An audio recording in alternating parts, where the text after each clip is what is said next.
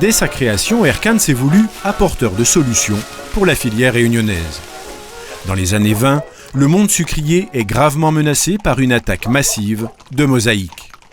Cette maladie provoquait des dégâts tels que la production dégrinait.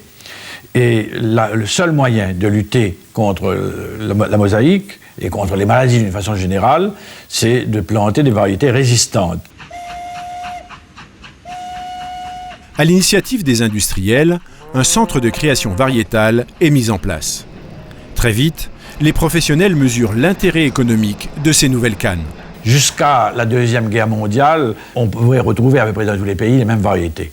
Mais la sélection est devenue de plus en plus pointue à partir d'un certain moment et chaque centre de création crée des variétés qui s'adaptent à leurs propres conditions écologiques.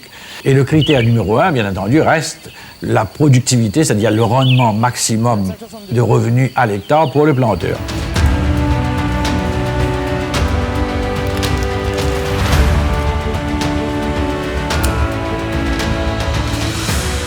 Depuis cette époque, la filière a connu de profondes transformations. À chaque fois, le centre a su accompagner ces progrès en proposant des réponses aux attentes des planteurs et des industriels. Ce travail de longue durée place Ercan parmi les tout premiers acteurs au monde dans son domaine.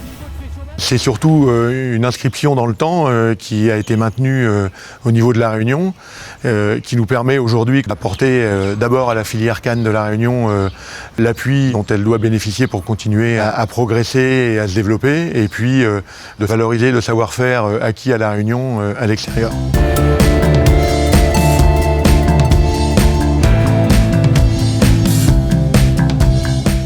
L'extrême diversité des conditions naturelles de l'île a conduit les sélectionneurs à multiplier les stations afin de créer les cannes les plus performantes sur chaque terroir.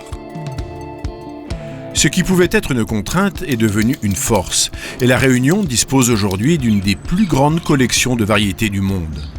R570 et R579 sont les plus connues et les cannes réunionnaises les plus plantées par les partenaires d'Ercan.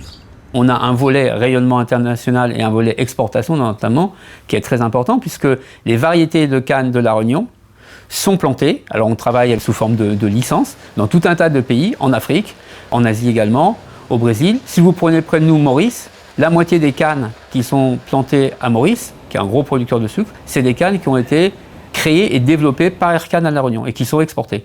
Bon, même si on a un peu de canne longue... La reconnaissance d'Ercan à l'international passe également par les sucreries. Ces ingénieurs réalisent des missions d'appui sur de nombreux sites canniers du monde en matière d'automatisation des équipements, d'amélioration des procédés d'extraction ou encore d'optimisation de la balance énergétique.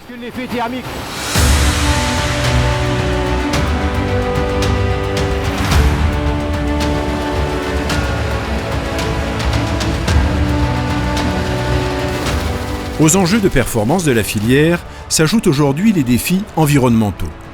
Dans ce domaine très exigeant, Ercan est plus que jamais force de proposition active. Au niveau agronomique, des essais sont conduits pour valoriser les amendements organiques produits localement ou mettre au point des itinéraires techniques économes en produits phytosanitaires. La base de tous ces essais et de tous les outils qu'on teste, c'est d'innover un petit peu sur ces pratiques-là, de tester des choses auxquelles on n'aurait pas forcément pensé et de le faire en co-conception avec des planteurs pour voir dans quelles conditions ces outils-là sont efficaces. Ercan a encore de grandes choses à faire. On travaille en partenariat avec le CIRAD sur la meilleure connaissance du génome de la canne. Ça va nous permettre de nous projeter en augmentant non seulement les performances économiques, mais également toutes les performances environnementales, ce qui est un défi important. Deuxième chose, au-delà du sucre qui reste le pivot de ce qu'on fait avec la canne, on essaye bien entendu toujours d'améliorer les valeurs ajoutées complémentaires. L'une des plus importantes de ces valeurs ajoutées, c'est l'énergie.